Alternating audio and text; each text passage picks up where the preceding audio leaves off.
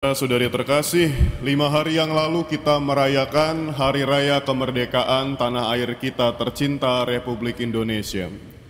Menjelang 17 Agustusan tahun 2025 ini, viral di masyarakat kita pemasangan bendera One Piece. Supaya tidak dianggap sebagai pastor provokator, saya tidak akan mengajak Anda untuk pasang bendera itu di rumah-rumah kita atau di kendaraan kita.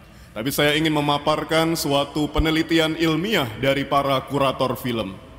Jadi kurator itu adalah orang-orang yang kerjaannya, hobinya, concernnya untuk mengawasi, meneliti, dan meninjau film-film.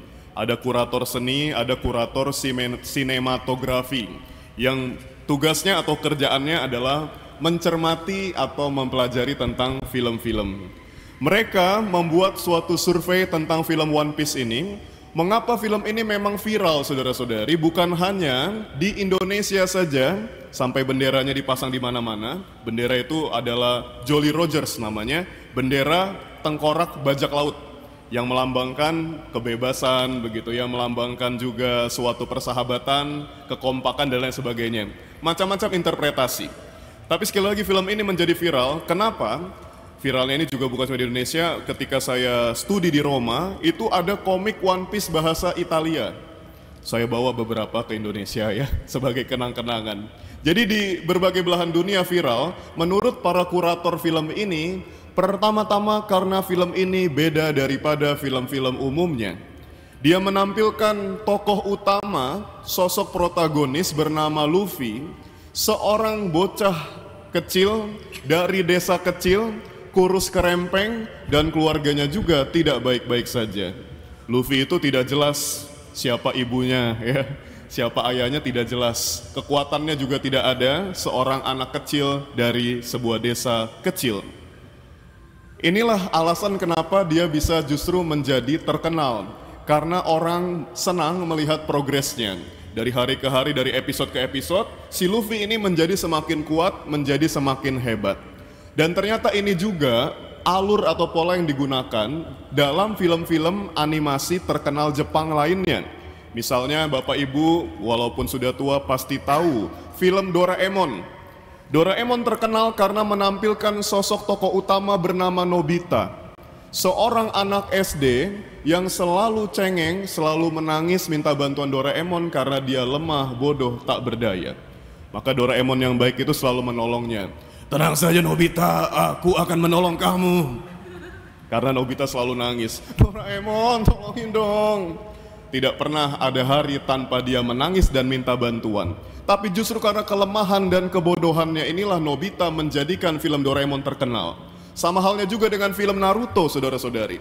Karena Naruto ini adalah orang yang tidak berbakat, seorang anak yang lemah, dan juga keluarganya ini broken home. Bukan broken home, tapi memang sudah meninggal, tidak ada lagi menemani dia. Maka dia berkembang dengan tidak seperti anak-anak yang lainnya. Namun, makin hari dia menjadi hebat. Dan inilah yang membedakannya dari film-film Hollywood pada umumnya. Film-film pada umumnya menampilkan tokoh utama yang gagah, pintar, tampan, dan lain sebagainya. Sosok-sosok tokoh utama dalam film-film pada umumnya itu nyaris sempurna. Maka ketika ada sosok-sosok yang lemah menjadi tokoh utama, film itu punya daya tarik atau daya jual tersendiri. Saudara-saudari yang terkasih, hari ini bersama dengan seluruh gereja, 1 minggu setelah peringatan Santa Perawan Maria diangkat ke surga, tepat 22 Agustus kita merayakan peringatan wajib Santa Maria Ratu. Allah ternyata seringkali juga bertindak dengan pola seperti film Jepang itu. Allah memilih bukan seorang gadis yang hebat, seorang permaisuri atau putri raja. Allah memilih Maria yang sederhana, seorang gadis desa, biasa-biasa seperti kita, untuk menjadi ratu, ratu surga. Jadi ternyata apa yang lemah di mata dunia dipilih dan diangkat Allah, dimuliakan oleh Allah. Ajaran tentang Santa Perawan Maria Ratu yang kita peringati hari ini terkandung di dalam Katekismus Gereja Katolik 966, juga berdasarkan pada dokumen Konsili Vatikan kedua tahun 65 dari Lumen Gentium nomor 59. Ini ajaran gereja, walaupun ada dasarnya dokumen-dokumen gereja, tapi ini adalah ajaran yang dibuat oleh gereja. Barangkali orang akan bertanya kepada kita, umat Katolik, dari mana ajarannya kenapa Maria ini disebut ratu? Kalau Bunda Maria masih hidup, pasti karena kerendahan hatinya dia tidak mau disebut ratu. Kenapa orang Katolik menyebut-nyebut dia sebagai ratu? Karena saudara-saudari, ajaran ini juga berdasarkan pada kitab suci. Dalam Wahyu bab 11 digambarkan sosok seorang perempuan dengan mahkota, bukan hanya mahkota seperti yang dikenakan oleh ratu atau raja, mahkota emas biasa, tapi mahkota 12 bintang, saudara-saudari. Dan tubuh wanita ini digambarkan berselubung matahari, berkilau-kilauan seperti rupa Yesus kira-kira yang tampak mulia di atas gunung Tabor, berkilau-kilauan. Jadi ini adalah lambang keilahian dari Allah yang ada di dalam diri Bunda Maria. Juga Bunda Maria ini menginjak bulan. Mungkin orang berkata gambaran dalam kitab Wahyu ini bukan Maria, namun ini menjadi jelas menunjukkan sosok Bunda Maria, karena di dalam kitab Wahyu itu disebutkan perempuan ini melahirkan seorang putra yang membinasakan kuasa kejahatan dan juga mengalahkan atau mengatasi segala sesuatu yang ada di surga dan di bumi. Jelas ini adalah Tuhan Yesus, maka sosok perempuan ini jelas adalah Bunda Maria.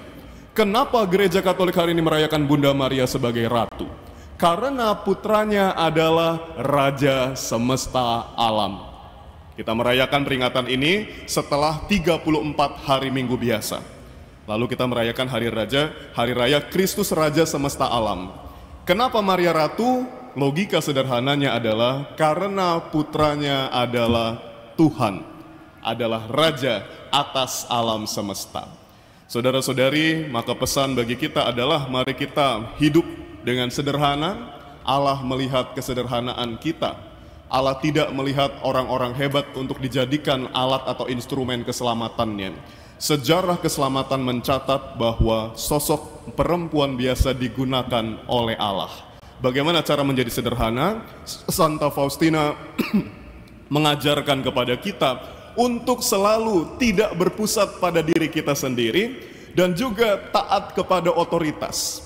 Kita belajar rendah hati seperti Bunda Maria dengan mentaati orang-orang yang berada di atas kita. Sebagai umat Katolik kita punya hierarki gereja, taatlah kepada para pastor yang dipercayakan oleh uskup untuk menggembalakan Anda di paroki. Sebagai seorang karyawan pekerja, taatlah kepada atasan atau pimpinan Anda. Itu adalah cara mencapai kerendahan hati. Dan oleh karena kita harus ditaati, para pimpinan juga harus bertindak secara bijaksana dan penuh kasih. Dalam rumah tangga juga istri, kata Rasul Paulus, harus mentaatin suaminya. Tapi sebaliknya, suami harus menjadikan dirinya layak untuk ditaati. Saudara-saudari terkasih, di dalam bacaan yang kita dengar dari buku harian Santa Faustina, dia juga mengajarkan kepada kita untuk selalu mendoakan orang lain, terutama orang-orang sakit yang menjelang ajalnya. Ini adalah suatu cara kita juga untuk keluar dari diri kita sendiri. Cara untuk menjadi rendah hati, menjadi sederhana seperti Bunda Maria adalah dengan tidak selalu memikirkan diri kita sendiri, egoisme, tetapi menjadi orang yang altruistik, yang hidup dengan altruisme atau hidup dengan semangat keluar dari diri kita. Tidak berpusat pada kesenangan kita, mencari hal-hal yang menyenangkan diri kita pribadi, tetapi kita melayani orang lain, mendoakan orang lain. Seperti apa yang kita lakukan dalam devosi kerahiman ilahi ini, kita berkumpul bukan hanya mendoakan diri dan keluarga kita, pekerjaan kita, namun kita mendoakan dunia. Kita mendoakan terutama mereka yang sangat membutuhkan kerahiman atau pengampunan dari Tuhan. Saudara-saudari, selamat merayakan peringatan Santa Perawan Maria Bunda kita yang adalah Ratu Surga dan Dunia. Semoga kita pada saatnya kelak dapat juga meraja, bertahta di surga, mengalami kemuliaan Allah dan Bunda Maria karena kebaikan kita selama hidup di dunia. Tuhan memberkati. Amin.